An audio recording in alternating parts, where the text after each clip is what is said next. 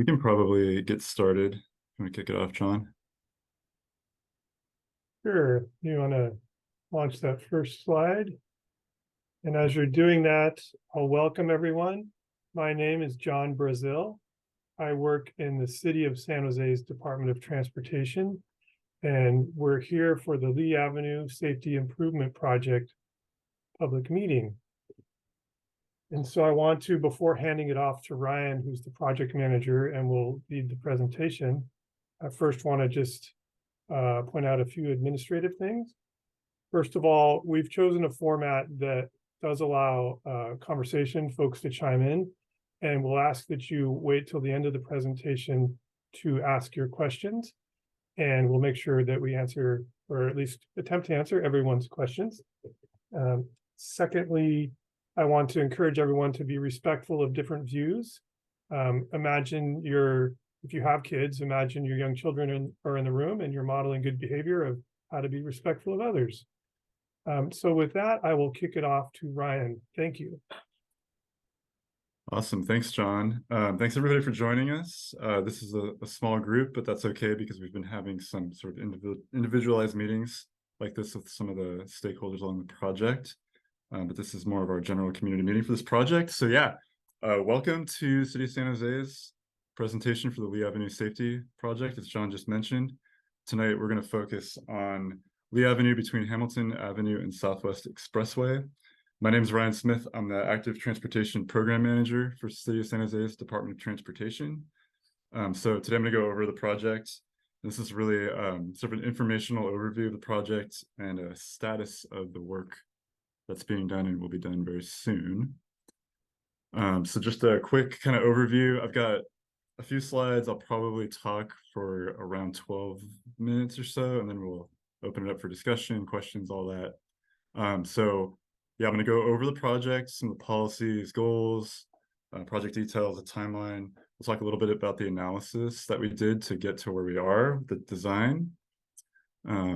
And then we're going to open up the plans and kind of show them, walk you through them, talk about next steps, and then open it up for feedback. I've got some colleagues on the call that can help me with some of the more detailed questions. So I think we've got a good amount of people to get us through this.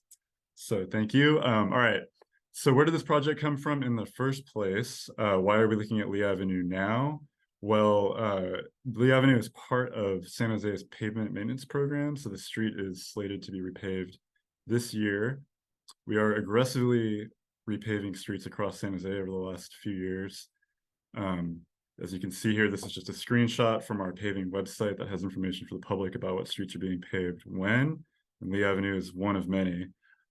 We have a practice in our department of whenever a street is up for paving, we take a look at it. It's an opportunity to redesign the street. We're going to wipe out all the striping. So why not take a look to see if there's changes we can make when we restripe the street to try to achieve like a number of city goals related to safety and other things. So what are those goals? Very important. What's kind of telling us what to do here? Before we jump into the project details, I think it's really important just to point out why we're doing this work in the first place. So the city has a number of goals that have all been adopted by our council that provide us direction and guidance when we approach our work in our department, including this project. And I'll just name a few that are like super important to this project. Number one, our Vision Zero goal, which is adopted by council. This is something we're taking very seriously. This goal is working toward, this plan is working toward eliminating severe injuries and fatalities on our streets. Additionally, our general plan calls for creating a balanced transportation system where people can walk, drive, bike, take transit as the city grows, knowing that our current transportation system mostly encourages driving, and that won't accommodate population growth as the city grows over the next couple decades. The next plan that is guiding this project is our Climate Smart San Jose. This is the city's climate action plan, our plan to reduce emissions, in part by strategizing ways to reduce the amount of miles that are traveled by car in the city. And that's done by encouraging walking and biking, such as this project is intended to do. Finally, our Better Bike Plan 2025, which was passed by council a few years ago.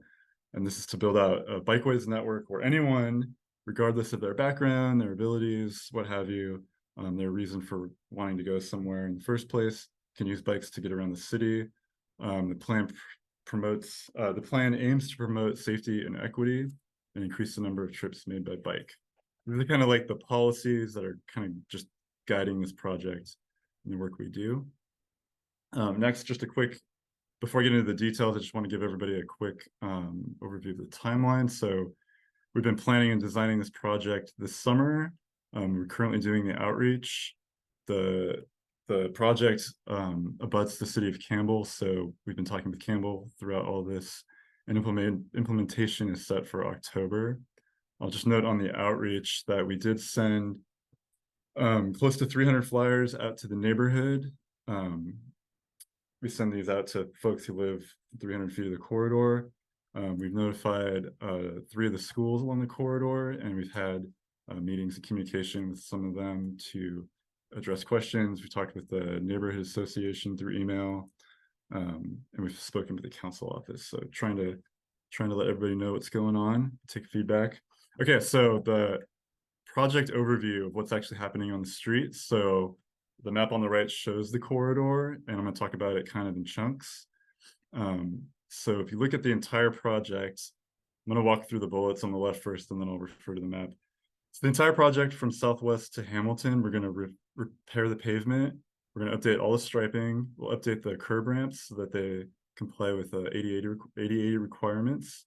Add new bike lanes throughout the entire corridor, and for the most part, reduce the number of travel lanes from 4 to 2. So right now there's 2 lanes in each direction, and that will go down to 1 lane in each direction.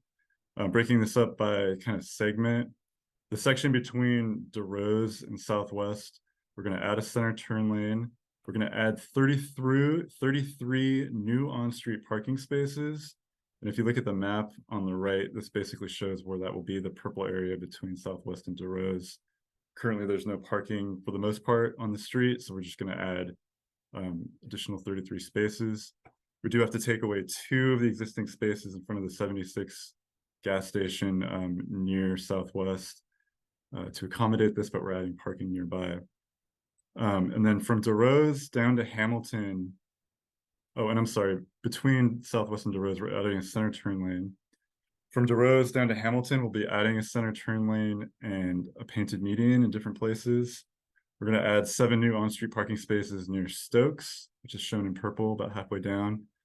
We're going to maintain all the loading zones and parking along the school frontages.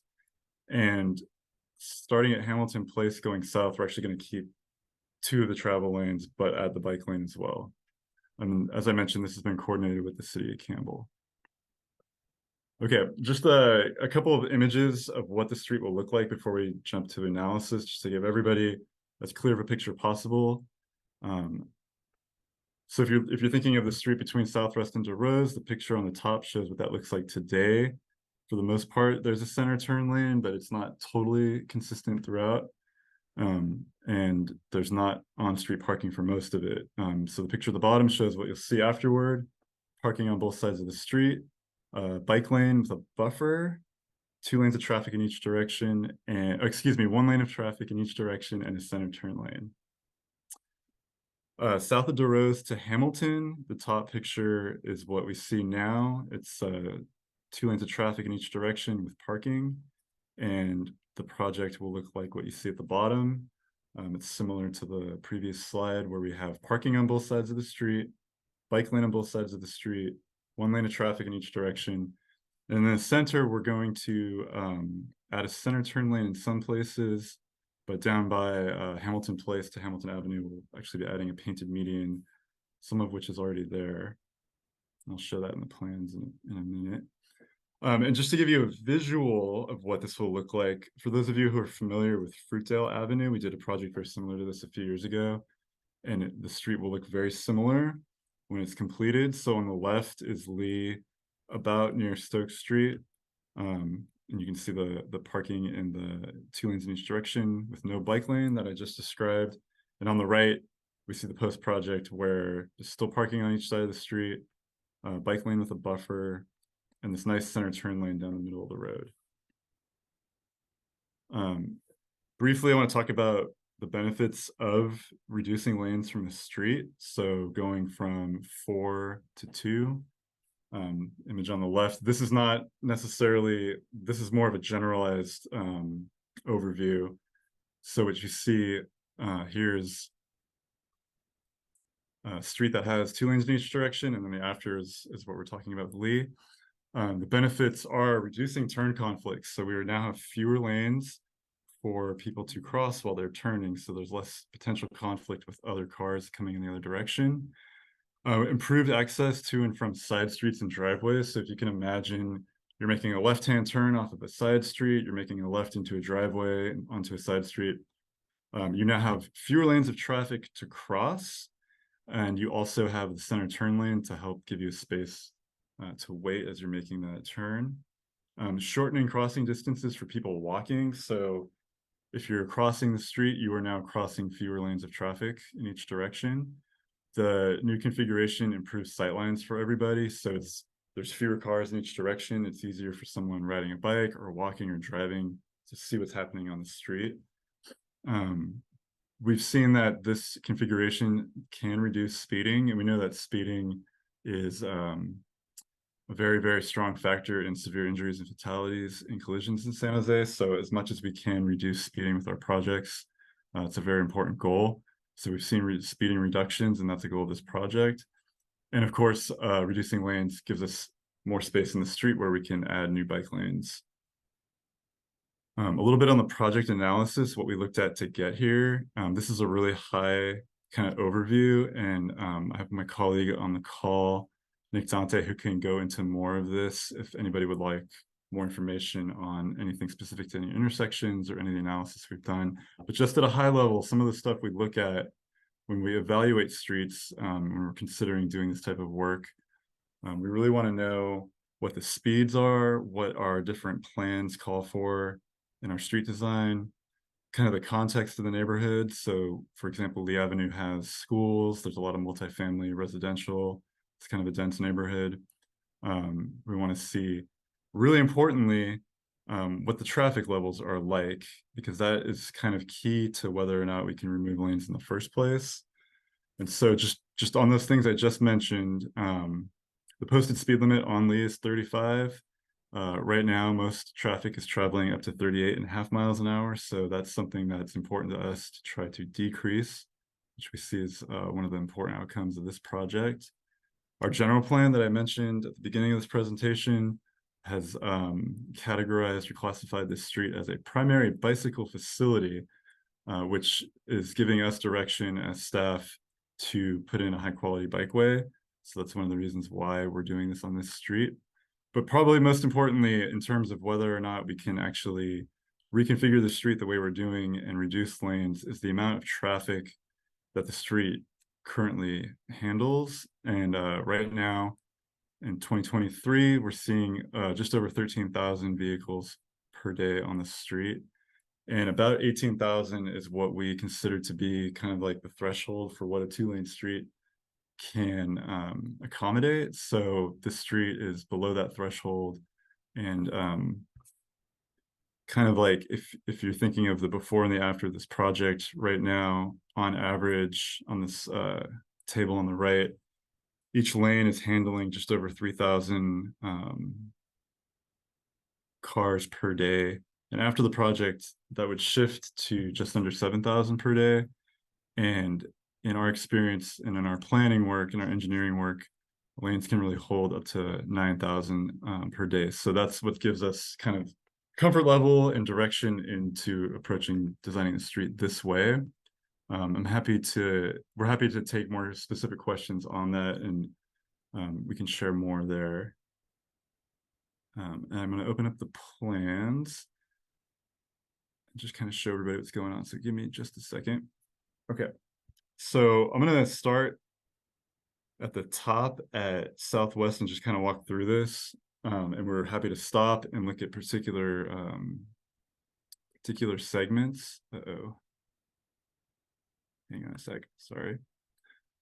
You can disregard these numbers. These are engineering drawings that have been placed on top of an aerial map just to give everybody kind of a sense of what's happening. So you can see that the street is going to go down to one lane in each direction. And what we're looking at, let me find a good kind of cross section. I'm actually wondering if, hang on, give me just a second.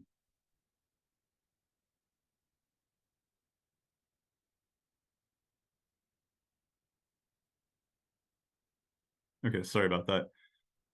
So you can see that you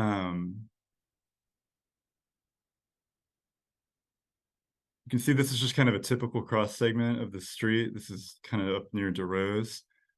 You can see where there's parking on the street that's being added. You can see that there's a bike lane with a buffer.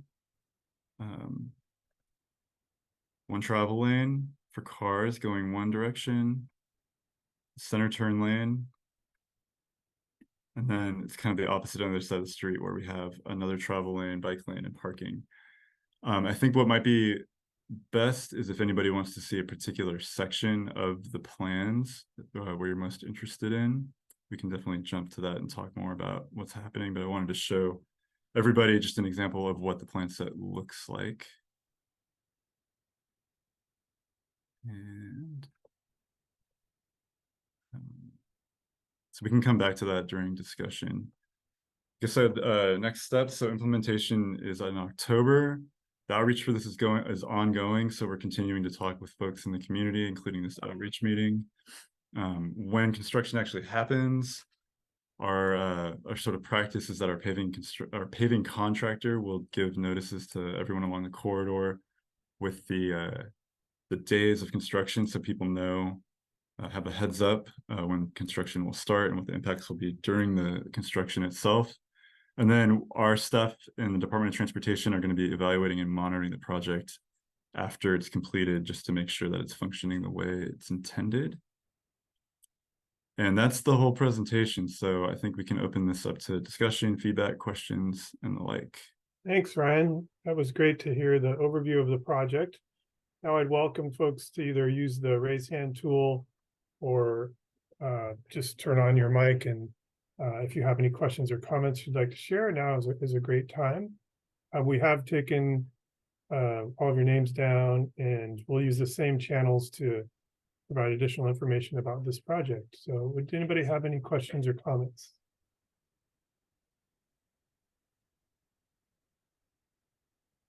While you're thinking, I'll also thank a few city staff who are also on the call. Colin Haney is our Department of Transportation's Public Information Officer.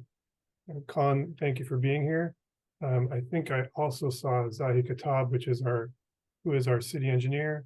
I also see, oh, thanks for admitting Lou. Yeah, so Zahi, thank you for being here. Nick Dante works in Zahi's group and has worked on this project as well. So thank you, city staff, for being here.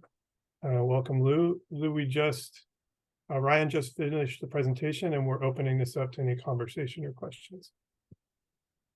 I see a question in the chat from Dennis about what the area around Blackford School will be like. I'm going to open that up on the plans in just a second, but I'll just quickly say at a high level that the drop-off pickup area along the curb on Leigh by Blackford and also by Valley Christian, that whole block, the curb space doesn't change, so the loading and everything is exactly the same after the project's implemented. The changes really will be that there'll be a bike lane along that entire frontage of the school, and there'll just be one lane for cars to drive in now, which we see as something that can slow traffic down. And I'm going to open up the plans near the school, so give me just a second. While you're opening that up, we do see your hand raised, Alan. Thank you. We'll take you next. Okay, share my screen. So you can see, maybe zoom out a little bit.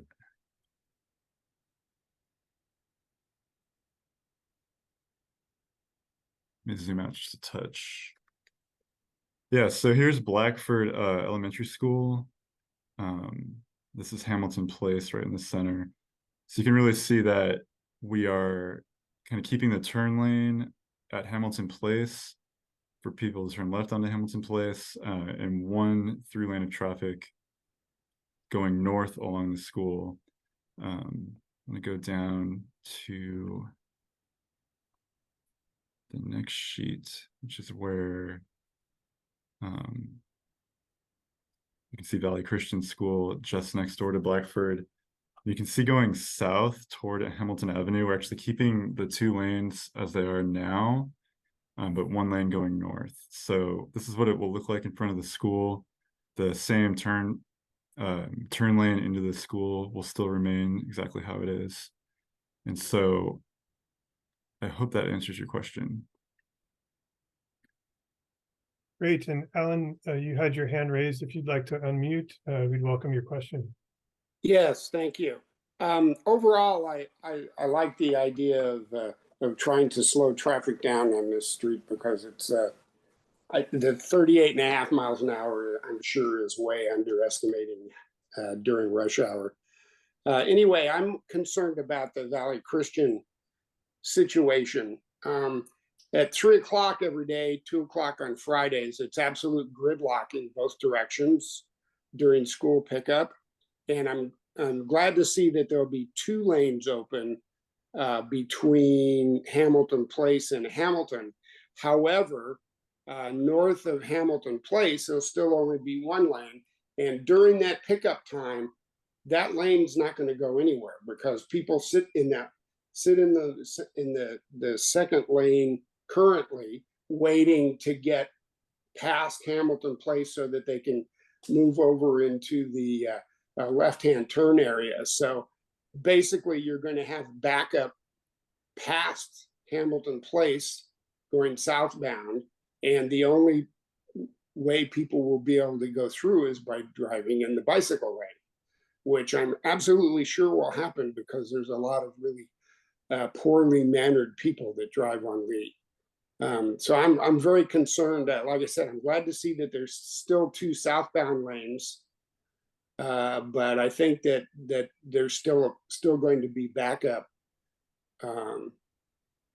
both from north of Hamilton Place with only 1 traffic lane, and then also in the mornings. You're going to have to eliminate, I believe, a left-hand turn lane from Hamilton onto Leigh, because there'll only be 1 northbound traffic lane, and that's going to back up traffic on Hamilton. So that's my concern, basically. Also, I think that more attention needs to be paid to speed enforcement. And particularly at certain times of the day. And I think that needs to be part of your plan as well, because it's crazy here, particularly during rush hour times. Cool, thanks for that. There's kind of 2 questions in there, and the first one is about the school. So we've been communicating really closely with Valley Christian School. We had a meeting with principal and their outreach manager and the school kind of like operations staff, to help kind of craft some outreach that they're going to do with parents. I've been out to the school a couple times and I've observed the pickup situation in the afternoon. So we have a sense of what is happening out there, and we're trying to work with the school on helping them understand the challenges. And so it's a really good question. So, excuse me, but rest assured that Valley Christian does not care about the residents of this area, and any direction that they try to give parents is simply disregarded. There's illegal turns made all the time, and blocking traffic lanes now. So I have absolutely no faith that Valley Christian will be successful in any attempt to lessen the problem. Okay, well, thanks for your comment. I guess I do want to just what's the word? Make sure that folks here are aware that we are discussing this with the schools and trying to really think hard about this. We've had a lot of success with a lot of projects just like this along a lot of other schools in San Jose. done a lot of kind of close coordination with the schools. So we will see, but I think the overall goals of this project are definitely going to see some improvements overall out here. But thank you for that comment. So you need to understand that 100% of the student body at the Christian school is arrives by car. You know, so even if you were successful with talking with public schools, where a fair amount of the people walk to school, that is not the case for the Christian school. Thanks, Alan. Yeah, we have worked with some other private schools that have everyone driven as well, had some success, but we do hear you on your concerns and are working to address them. So thank you, Alan. Judy, were you next, I believe? John, real quick, the other thing I just want to do, Alan asked a question and I think other people might have a question about, so I'm just going to pull the plans back up real quick to show, whoa, wrong screen.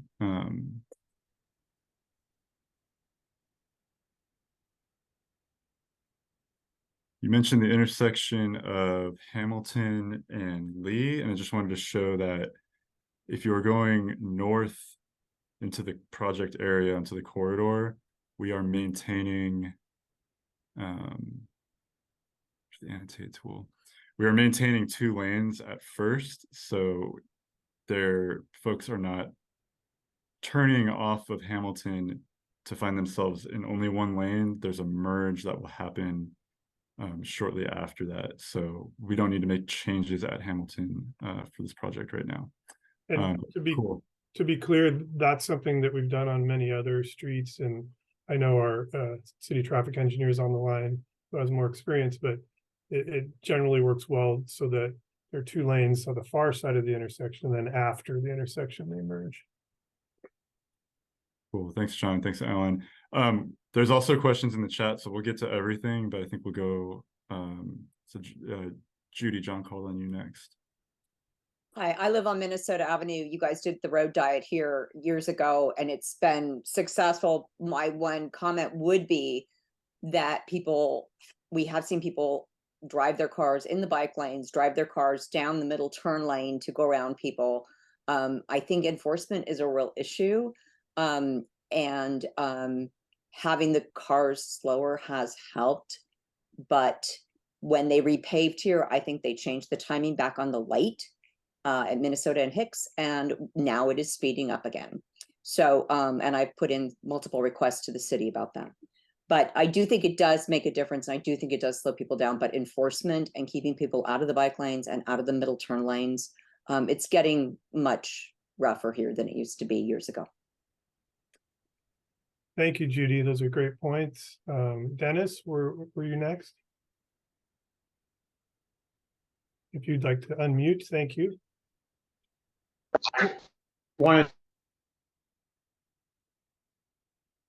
Hi, Dennis, you're muted at the moment. There we go. Yeah. We're having trouble.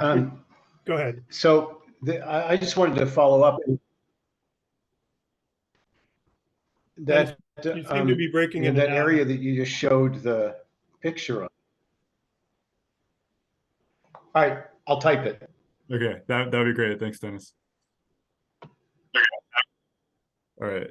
I'm gonna look at the chat.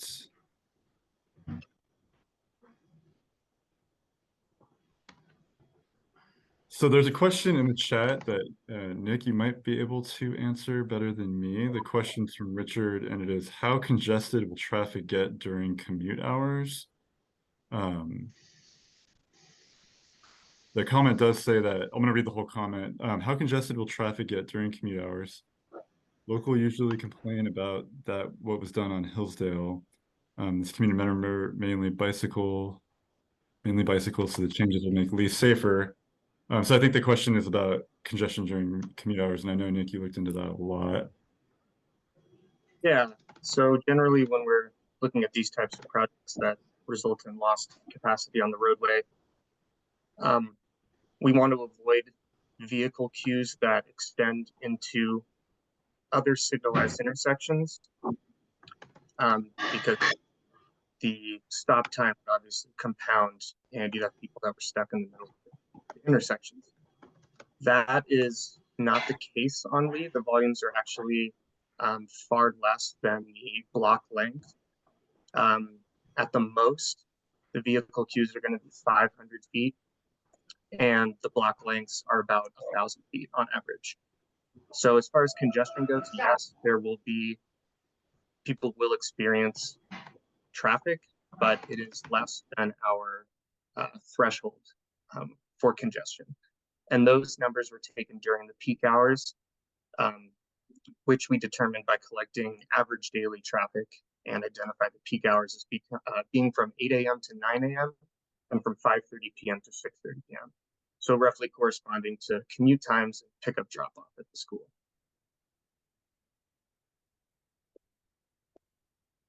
If you have a specific intersection too, I can go into a little more depth there if you want actual numbers. Thanks, Nick.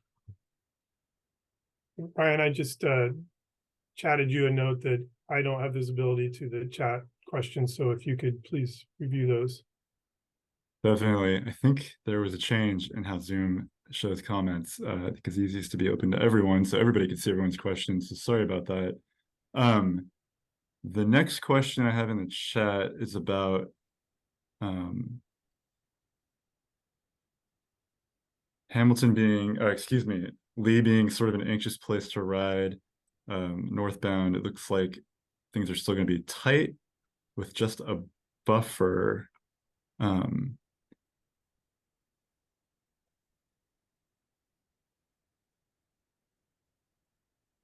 Dennis, I'm not sure if I understand your question. I'm thinking you're asking about the buffered bike lane on Leigh.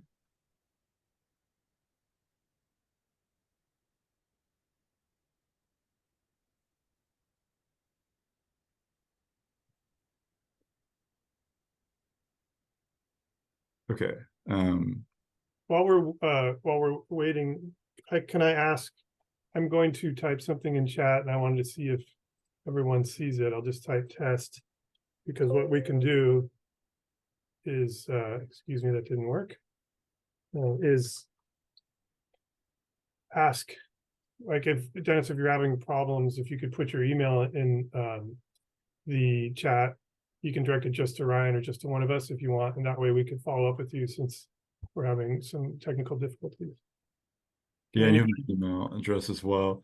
If the question was about the bike lane buffer, this project does include a bike lane buffer for the entire length of the bike lanes. We have received questions outside of this meeting about why we did not choose to do something like a protected bike lane. And we did look at designing the street that way, but it would require significant removal of parking on the street, which we did some analysis where we looked at how people are using parking at night. So when we assume that most people are home, we go out and look at parking occupancy rates during the evening at 11 p.m. A few nights to get a sense of how people are parking in the neighborhood. And so if we wanted to do a protected bike lane, would have had to remove significant amount of on-street parking, which we don't think would be appropriate for this particular area. If that answers a question about the buffer. Let's see, what else do we have here?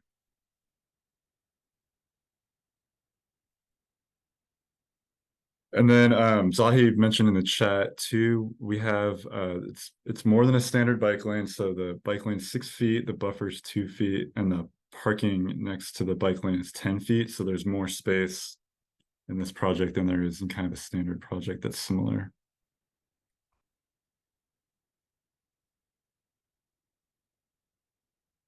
Okay, thanks for your info, Dennis. I can reach out to you separately. So again, we'd welcome any additional questions. We thank you. We want to respect your time as well. We thank you all for taking the time to join us, but we also don't want to rush you away. If anybody wants to talk live or type in chat, or Ryan, is at the end of the email, the PowerPoint, is your email address there, or would you share that in case anybody thinks of something later and wants to follow up with you? Yep. There we go. Near the bottom is Ryan's email. He's the project manager. I think I see one more question in the chat.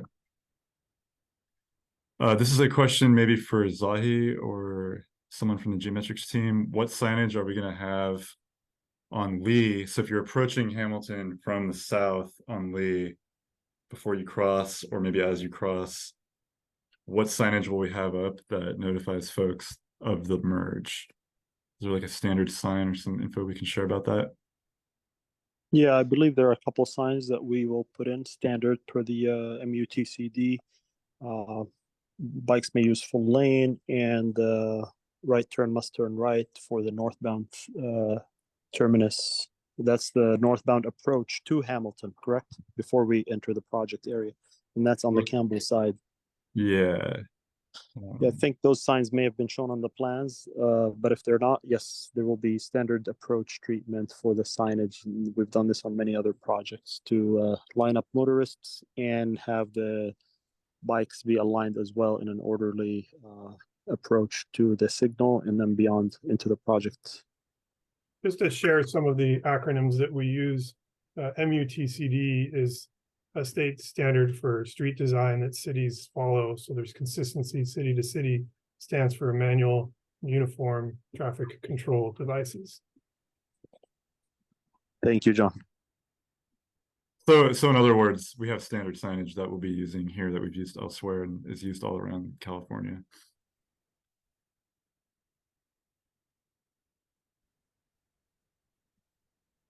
Yeah, I only mentioned because noting where I ride a lot is down Meridian and where the changes were made. Say when you go south of Bascom, and then you get a quote to Coleman, and then at Coleman, where it's going across because of the way the lanes are, you're going down again to where it's one both ways. So sometimes it can be, I think, confusing, or maybe more of the concern is you got people that have lived in the areas for a long time. So then they're going to have to adjust. So it's how to make sure they're aware when they're coming up that there is the change. I find that the standard signage may not be enough. It depends on too on how the bike lane is, because when you're going down, let's say south on Meridian, in that case, the bike lane's over on the right, and you have to switch across to be on the other side where the turn lane is. And then you've got it down where there's only one lane going through, where there were two before. Because before it was where you went through, and I think it was two and merging into one. So I think it's just how to make sure there's some awareness until people adjust to live in the area to the new design. So it's not that you want people to find out, okay, they're as soon as they get across the road, the intersection, that it's a merge. So it's how much upfront warning. So the standard may be good in the long term, but I think it's just initially, where people are sort of maybe half asleep or whatever, distracted when they're driving and not aware. That's a really, really good point. That's something that we can take back and discuss internally, see if there's a plan for something we can do. Kind of like an educational piece is what you're talking about. So thank you for that. Oh, and also then, because south of Hamilton on the right, you have the big church there. And that's where ACTC, that's a lot of times where we've used to have the meetings there. So, but there probably isn't much traffic going in and out of there that I'm aware of. Yeah, that's where my parents got married, actually.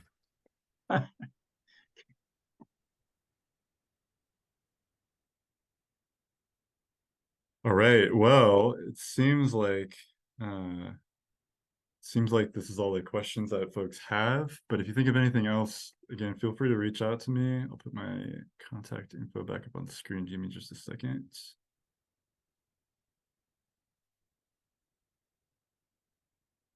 Cool. There you go. Really appreciate everybody's time and everybody's feedback. Thanks everyone for your time. Have a great evening. Thank you, guys.